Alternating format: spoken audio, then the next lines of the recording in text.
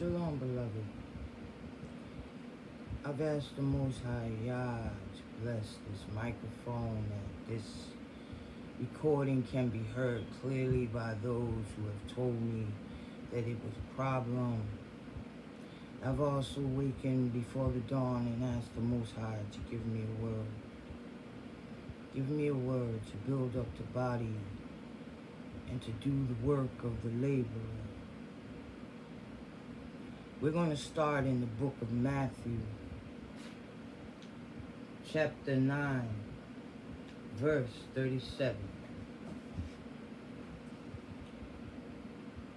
Then said he unto the Talmudim, the harvest truly is plenteous, but the laborers are few. Pray ye therefore Yahuah of the harvest, that he will send forth laborers into his harvest. I ask that the Most High bless this word, bless the hearers of this word and this message, and that the laborer has satisfied and done the work that the Most High sent me to do. We're going into the book of Matthew. We're staying here, but we're going into the 13th chapter. We just left Matthew 9, verses 37 to 38. Now we're in Matthew chapter 13, and we're down at the 24th verse.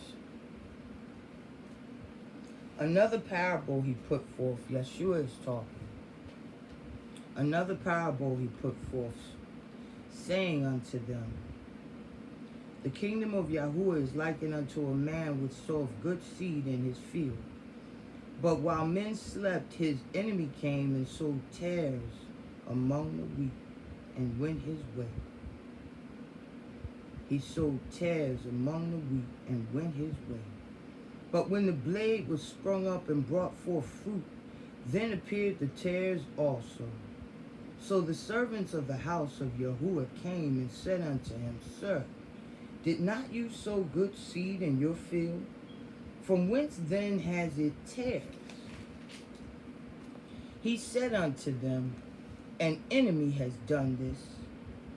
The servants said unto him, Will ye then that we go and gather them up? But he said, Nay, lest while ye gather up the tares, you root up also the wheat with them. Let both grow together until the harvest, and in the time of the harvest I will say to the reapers, Gather ye together first the tares, and bind them in bundles to burn them, but gather the wheat into my barn. Gather the wheat into my barn. May you be the wheat gathered into the barn of the Most High, beloved.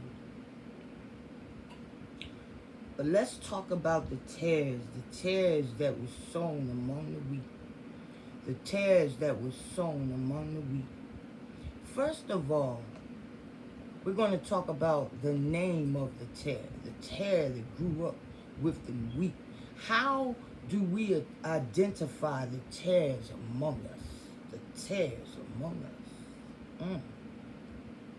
The official name of the tares is Lolium temulentum. Is Latin, and the name literally means drunk. Drunk. Lolium temulentum.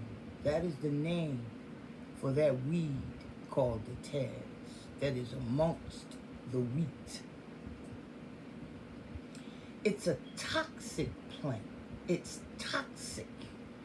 So when we are going about our journey through this land, our sojourn, we being spiritual beings having a physical experience, how do we identify what are some of the characteristics of the tares among us?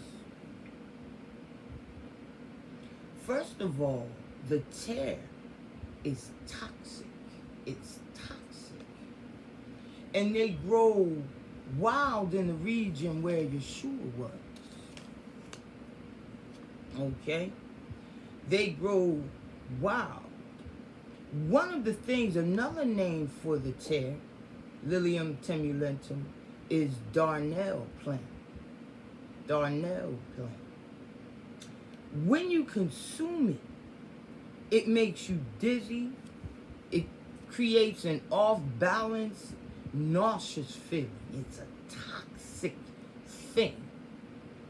There are some, those tares among us, that the madness they bring can be dizzying, create an off-balance sense in you, make you nauseous because you're consuming whatever negativity they're bringing, okay?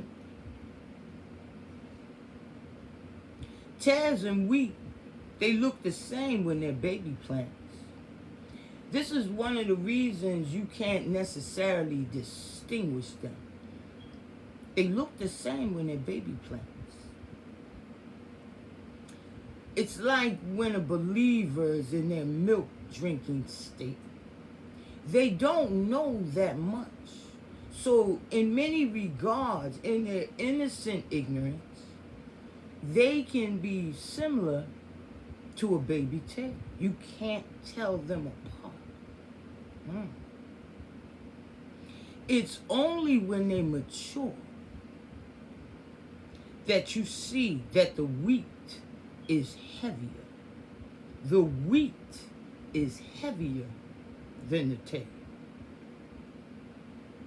And there's something else distinguishable about the seeds between the tares and the wheat when it's mature. The seeds of the wheat are brown and golden, but the seeds of the tare are black and dark, and they're toxic. The seeds of the wheat bring forth life. The seeds of the tares, do you know they sicken man and animal and a horse? A horse, if it's given in sufficient dose, it can kill a horse. Now, as we speak about these wheats and tares and we compare them, you know, there's a saying, when we say certain things, we don't understand it lines up with spiritual truths. The tares are toxic. If you've ever been around somebody and the negativity, the detracting words they speak, the negative spirit coming off of them, people say, you won't go over there. Why won't you deal with that person? They make me sick. I just can't. They make me sick. No. You might be dealing with a tare. It's toxic. And the power of the tongue is life and death. A tare has a toxic tongue. They have a toxic attitude. Some of us need to pray to the Most High. We need to repent and do so daily, beloved, that we don't take on some of the traits and the habits of the tares. That we don't behave like the tares.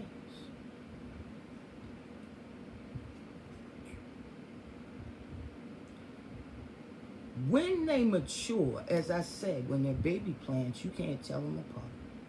But when those wheat and tares mature, that's when you can begin to see the difference between the wheat and the tare. One of the other things that is a distinguishing trait about the wheat and the tare when they're mature. A tare stands straight up, the plant. The tare stands straight and proud. When a wheat plant matures, it bows from the weight of the grain in humility.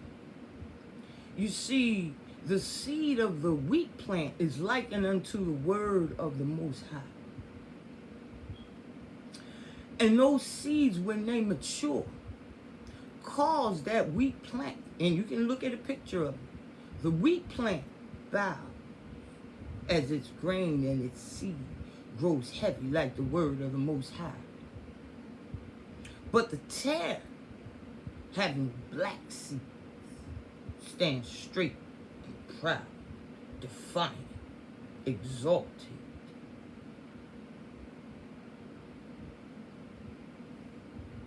The wheat and the tare, beloved, the wheat and the tare.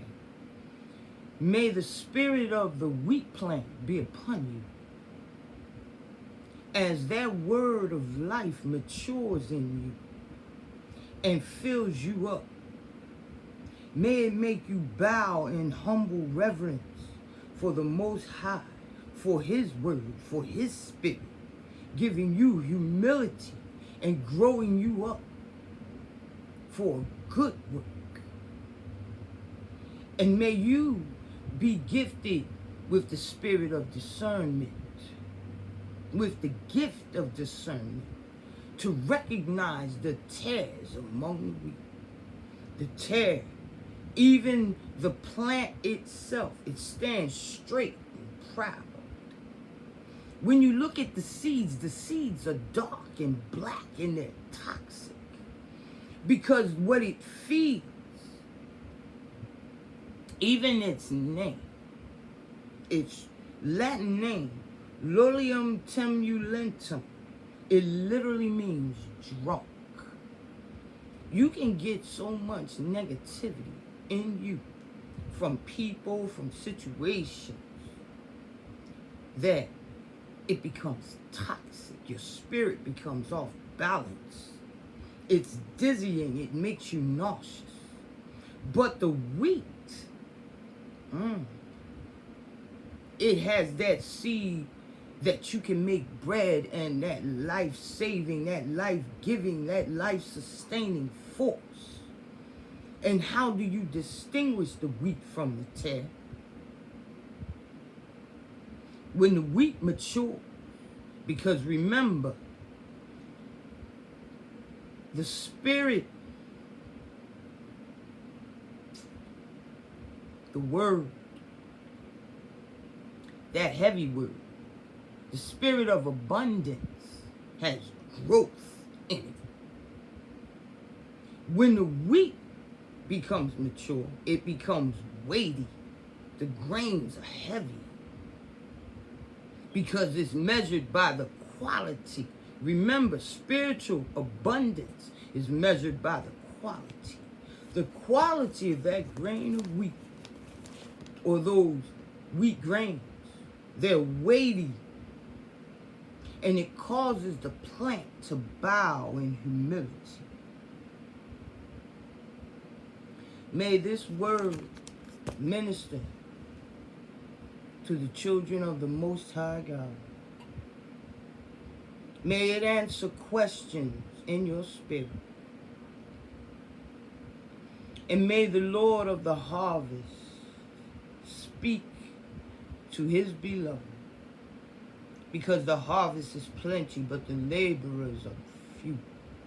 Pray ye therefore to the Yahuah of the harvest that He send forth laborers.